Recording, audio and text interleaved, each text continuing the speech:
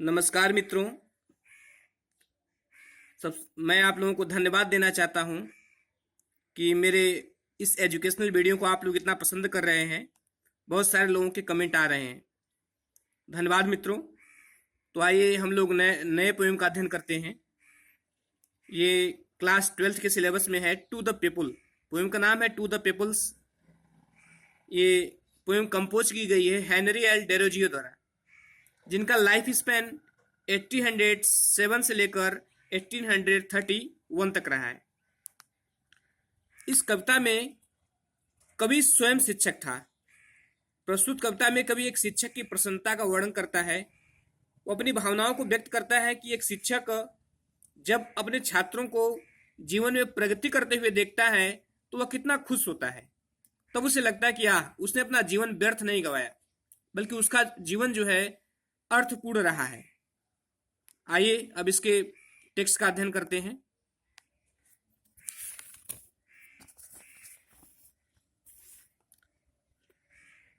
तो मेरे पास एक पुरानी बुक है, उसमें कुछ लिखा गया है। देखिए, फर्स्ट लाइन है कि expanding like the petals of young flowers, I was the gentle opening of your minds and the sweet loosening of the spell that binds your intellectual energies and powers। तो poet कहता है कि जब मैं देखता हूं एक्सपेंडिंग मीन्स विकसित होते हुए, लाइक द पेटल्स पंखुड़ियों की तरह, ऑफ यंग फ्लावर छोटे फूलों की। पोएट कहता है कि जब मैं अपने छात्रों को देखता हूं कि जिस प्रकार वे जो है छोटे फूल की पंखुड़ियां जिस प्रकार विकसित होती हैं, एक्सपेंडिंग विकसित होती हैं, like the petals of young flower छोटे फूलों की पंखुड़ियां जिस प्रकार विकसित होती हैं, ठीक उसी प्रकार आई वॉच मैं देख रहा हूं द जेंटल ओपनिंग धीरे धीरे ओपन होते हुए, धीरे धीरे खुलते हुए ऑफ योर माइंड तुम्हारे मस्तिष्क को। से पोएट ये कह रहा है कि जिस प्रकार छोटे फूल की पंखुड़ियां धीरे धीरे विकसित होकर एक पूर्ण फूल का रूप धारण करती हैं, उसी प्रकार मैं तुम्हारे मस्तिष्क को धीरे धीरे खुलते हुए देख रहा हूं, अर्थात तुम्हारे मस्तिष्क को परिपक्वता प्राप्त करते हुए देख रहा हूं। एंड स्वीट लूजनिंग में तो होता है ढीला होना, ऑफ द स्पेल मतलब आकर्षण या जादू। पोएट कर रहा है कि एंड स्वीट लूजनिंग और धीरे धीरे कम होते हुए देख रहा हूं ऑफ द स्पेल उस आकर्षण को, दैट जो बाइंड्स बांधे हुए है योर तुम्हारी इंटेलेक्चुअल बौद्धिक एनर्जी ऊर्जा को, एंड पावर्स और शक्तियों को। पोएट कह रहा है कि और मैं कह रहा है कि जिस प्रकार मैं छोटी पंखुड़ियां विकसित होकर के एक पुष्प का रूप धारण करती हूँ, उसी प्रकार मैं तुम्हारे मस्तिष्क को धीरे धीरे खुलते हुए देख रहा हूँ, और मैं जो है उस आकर्षण को कम होते हुए देख रहा हूं जो तुम्हारी बौद्धिक क्षमताओं और एनर्जियों को बांधे हुए है। नीचे वाली लाइन है दैट स्ट्रेच होता है फैलाना, लाइक यंग बर्ड्स मतलब छोटा पक्षी, इन सॉफ्ट समर आवर। कह रहा है कि समर आवर का मतलब गर्मी का मौसम या गर्मी का समय। पोएट कह रहा है कि जैसे एक लाइक, देखिए यहाँ लाइक का मतलब समानता व्यक्त कर रहा है। जैसे कि एक यंग बर्ड छोटा पक्षी इन सॉफ्ट समर आवर्स गर्मी के मौसम में, अब यहां से लेंगे, दैट स्टेज जो फैलाता है देयर विंग्स अपने पंखों को, जो गर्मी के मौसम में अपने पंखों को फैलाता है, टू ट्राई देयर स्ट्रेंथ अपनी शक्ति को जानने के लिए। स्ट्रेंथ में तो शक्ति, जिस प्रकार एक छोटा पक्षी अपनी शक्ति को जानने के लिए अपने पंखों को फैलाता है कि वो उड़ सकता है कि नहीं उड़ सकता, तो करे ठीक उसी तरह मैं भी छात्रों को देख रहा हूं जो ज्ञान प्राप्त किए हैं उनका उपयोग करते हुए मैं देख रहा हूं कि वे किस प्रकार अपने प्राप्त किए हुए ज्ञान का उपयोग करते हैं। देखिए फिर से बता दो, इसमें वेट करा है कि लाइक यंग बर्ड्स जिस प्रकार एक छोटा पक्षी गर्मी के मौसम में दैट स्टेज देयर विंग अपने पंखों को फैलाता है, टू ट्राई देयर स्ट्रेंथ अपनी शक्ति को जानने के लिए। पोएट कह रहा है कि ठीक उसी तरह जो है मैं देख रहा हूं कि छात्र जो है अपने ज्ञान का प्रयोग करते हैं, उसकी एबिलिटी को मापने के लिए। ओ हाउ, ओ किस प्रकार, the winds of circumstances, winds of circumstances का मतलब होता है विभिन्न प्रकार की परिस्थितियां, different type of condition. Note कराए, ओ किस प्रकार, ओ हाउ किस प्रकार, द विंड ऑफ सर्कमस्टेंसेस विभिन्न प्रकार की परिस्थितियां, एंड फ्रेशिंग और स्फूर्ति प्रदान करने वाली, अप्रैल सो मीन्स होता है बौछार, अप्रैल माह में पड़ने वाली प्रथम बौछार ऑफ अर्ली नॉलेज, प्रारंभिक ज्ञान रूपी। देखिए पहले इसमें बताओ तो क्या कहना चाहता है पोएट, ये कहना चाहता है कि पोएट इस लाइन में कहना चाहता है, मैं देखता हूं किस प्रकार विभिन्न प्रकार की परिस्थितियां और किस प्रकार आपको मिलने वाला प्रथम ज्ञान, जिसकी तुलना जो है पोएट करता है अप्रैल माह में पड़ने वाली प्रथम फुहार से।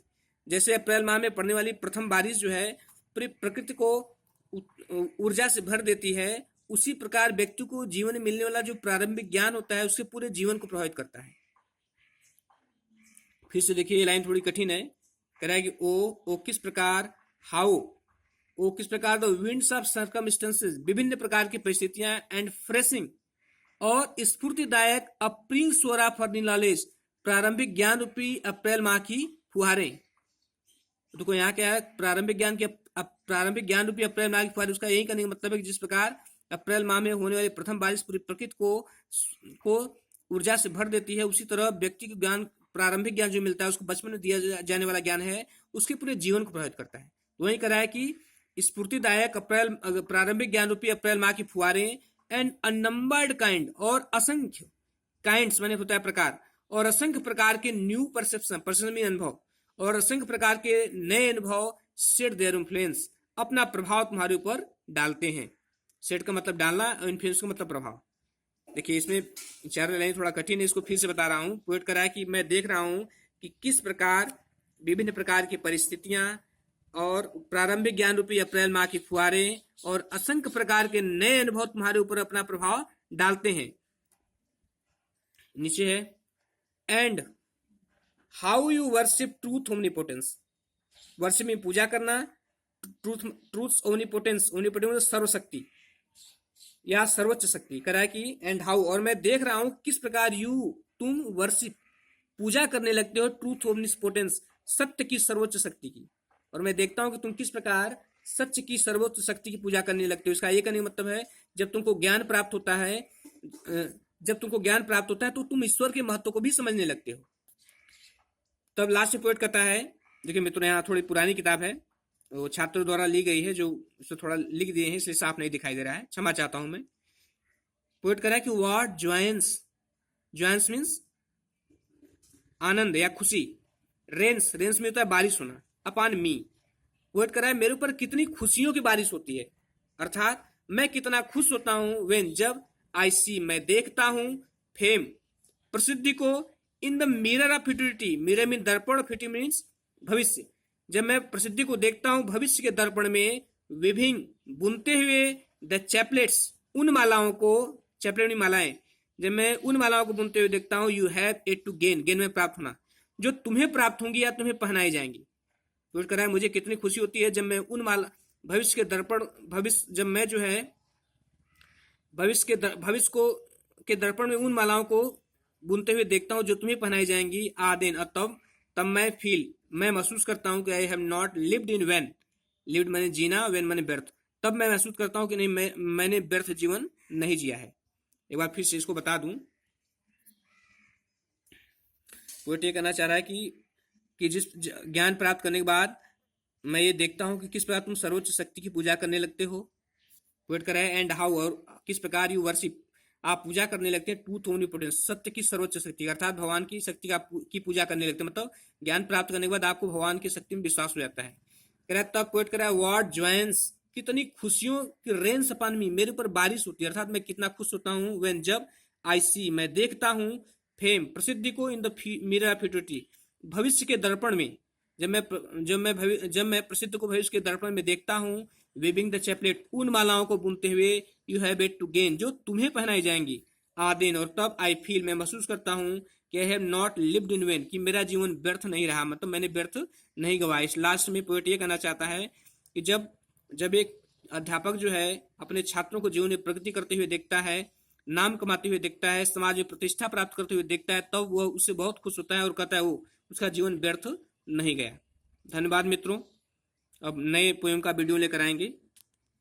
धन्यवाद।